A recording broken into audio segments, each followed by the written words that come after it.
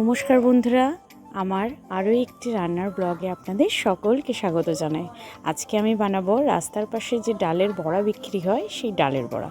তো আমি এখানে 3-4 ঘন্টা ডালটা ভিজিয়ে রেখেছিলাম। আমি এখানে মটর ডাল নিয়েছি আর একটু ছোলার ডাল নিয়েছি, নিয়ে 3টে কাঁচা লঙ্কা আর একটু আদার টুকরো দিয়ে আদা ভাঙা অবস্থায় পেস্ট করে নেব। তো এখানে আমার পেস্ট করা হয়ে গেছে।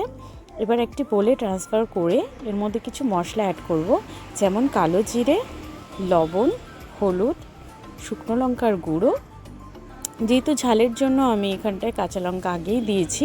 আর এখানে মেন ইনগ্রিডিয়েন্টস হচ্ছে যেটা দোকানে পাওয়া যায়, সেটারও যেটা গন্ধ সেটা কিন্তু হিঙের থেকেই আসে।